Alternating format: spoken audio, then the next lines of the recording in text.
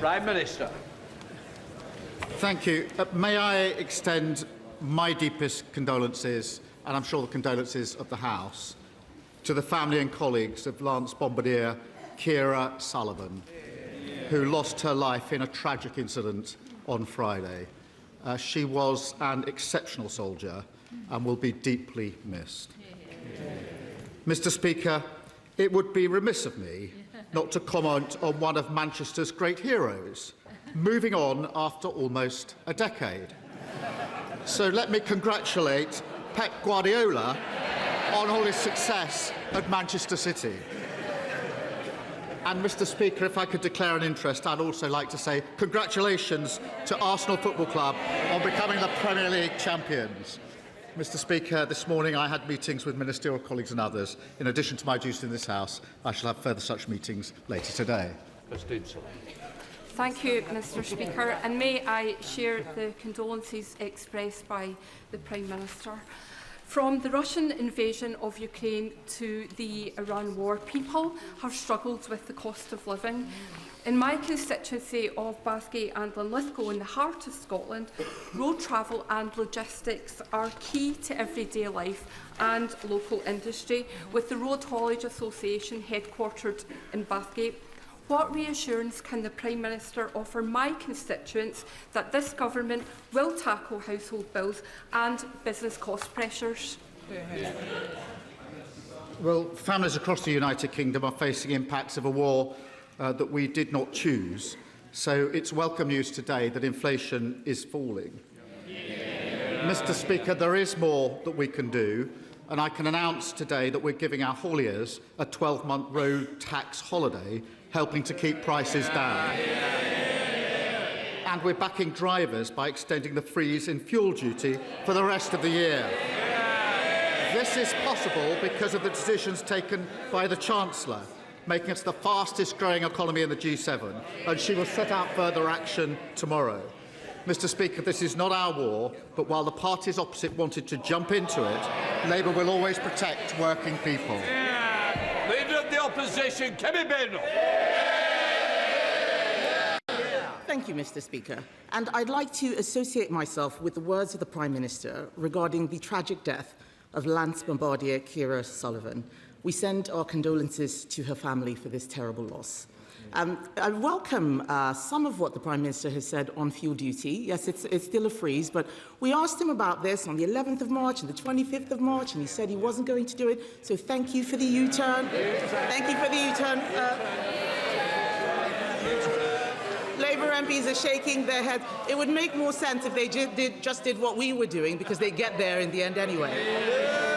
But, Mr. Speaker, yesterday, Labour MPs voted to ban new British oil and gas licences. Why?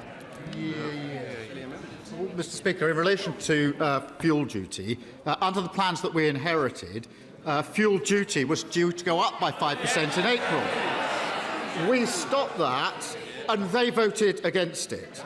We're now extending the freeze because of events in the Middle East. And I know the Leader of the Opposition likes to claim responsibility for things that have got literally nothing to do with her. In her mind, she won Eurovision on Saturday and scored the winning goal in the FA Cup final. But she's never takes any responsibility for what they did for 14 long years. Mr. Speaker, in relation to oil and gas is coming out of the North Sea 24/7. It will play an important role for many years to come. We're supporting existing oil and gas fields throughout their lifespan. We made changes actually in November to allow neighbouring fields to be exploited. But families across the UK are fed up with their bills going up and down because of global conflict. The only way to take control is through renewables. Mr. Speaker, we've now consented renewables to power 23 million households. The Leader of the Opposition wants to stick with the old Tory energy policy, which is leaving households exposed to higher bills year after year. Mr. Speaker, what's causing problems for British consumers is the high energy prices, which are caused by his policies. I asked him why they voted for this. He had no answer. So let me make clear what is going on. We are losing 1,000 jobs a month in oil and gas. I asked him about new licences, not about existing drilling. And then, late last night, Mr. Speaker, the government snuck out an announcement that it was removing sanctions on Russian oil. So can the Prime Minister explain why oil from Russia is acceptable, but oil from Aberdeen is not? Well, Mr. Speaker, let me address the sanctions head-on, because we have been united across this House on these issues since the beginning of the conflict. What we announced yesterday was a strong new package of new sanctions, going well beyond existing sanctions. So it's a new package. This includes new bans on maritime services on LNG and new bans on refined oil products from Russia. We also issued 2 targeted short-term licences to phase the new sanctions in and to protect UK consumers. Mr. Speaker, that is standard practice. This government has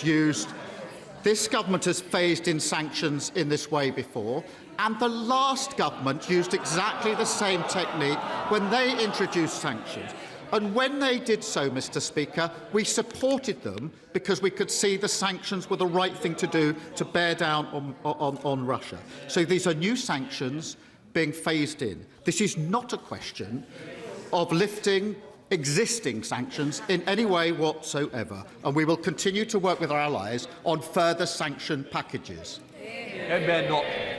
This very weak set of cheers from the MPs who are trying to get rid of him, could I just say. Mr. Speaker, he doesn't know what he is talking about. This level of processology is not going to get him out of these difficult answers, okay? Let me tell him what is going on. Labour are giving money to Russia, Reform are taking money from Russia. There's only one party that is standing up to Russia, and that is the Conservative Party. I cannot believe that he's actually saying that he's doing something good on the war in Ukraine. What's he talking about? This morning, Ukraine's sanction chief disagrees with what the Prime Minister's approach is. That's what Ukraine is saying. In March, when the United States eased sanctions on Russia, the Prime Minister said all partners should maintain pressure on Russia and its war chest. The Prime Minister said our sanctions remain, and there is no question about that. What's changed? I really think on an issue of this importance, which is about further sanctions on Russia in relation to Ukraine, it is really important that the position is not misrepresented. Exactly. This is a new package of sanctions. None of the existing sanctions are being lifted in any way. So this is not less pressure on Russia, it is more pressure on Russia. More pressure than there was the day before yesterday, more pressure than there was under the last government. What is happening is that those sanctions are being phased in a way which was used by the last government when they introduced new sanctions. We bothered to do the processology and work out what we were doing and supported it because we could see that it put more pressure on Russia. Similar methods are used by other countries. They are done because of the impact on the market and to protect UK consumers. These are new sanctions putting more pressure on Russia, and I think if she'd done her homework, she'd actually support us on this. Mr. Speaker, being patronising is not a substitute for understanding policy. And I've heard this term.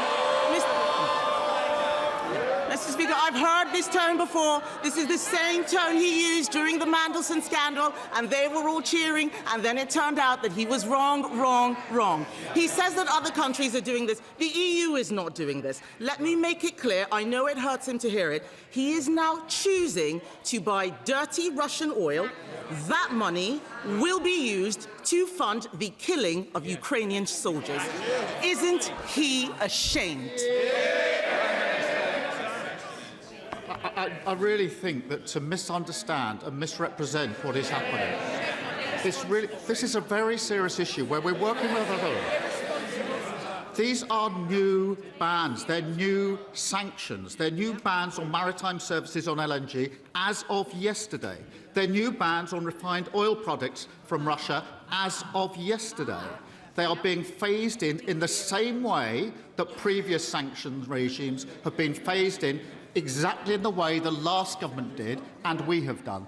Other countries do exactly the same. The EU has its own way of doing it. Australia and Canada have their own way of doing it.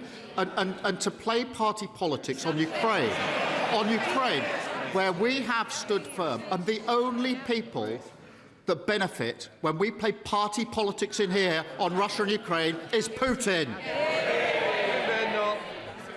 Mr. Speaker, that pompous tone does not cover for the fact that he has got his policy all wrong.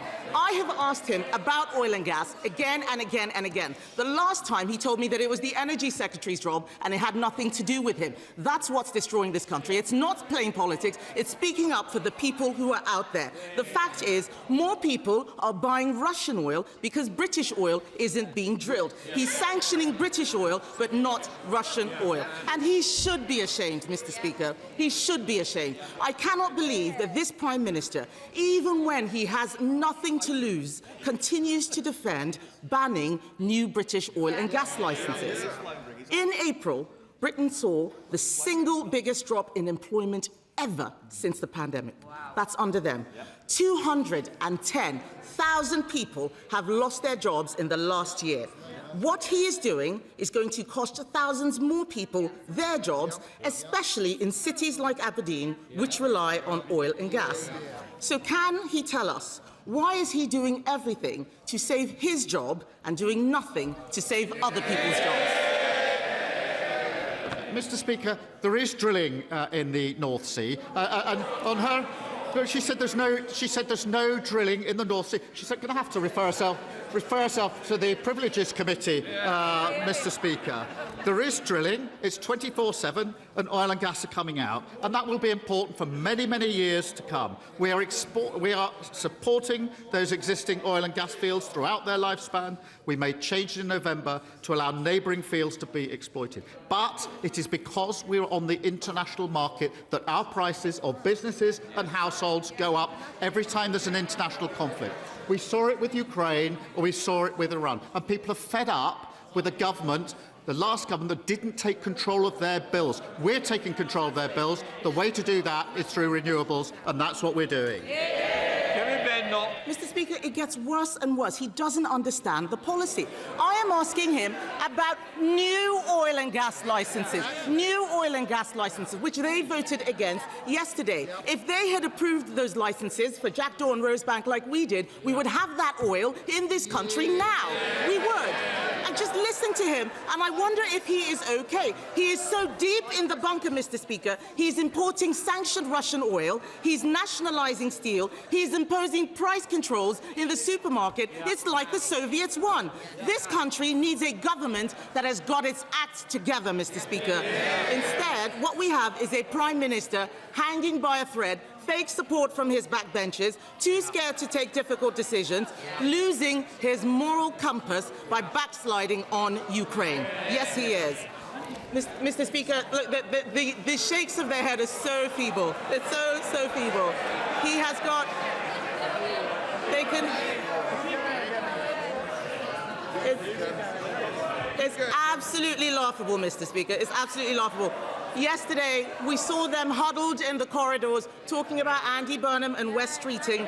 The fact is, he's got a cabinet fighting to replace him, and the worst part is, they aren't getting rid of him over his terrible agenda. No, they actually like it. They just want a better salesman. So isn't it the case, Mr. Speaker, that it doesn't matter who replaces him, the real problem is the Labour Party? Mr. Speaker. I think not, Prime Minister. Mr. Speaker, look, a lot's been happening in recent days, so she may have overlooked the fact that last week the ONS announced we've got the fastest growing economy in the G7. Last week we had the biggest fall in NHS waiting lists for 17 years. Today inflation's come down more than expected. And Mr. Speaker, if you'd offered me that and Arsenal becoming Premier League champions, I'd take it every day of the week.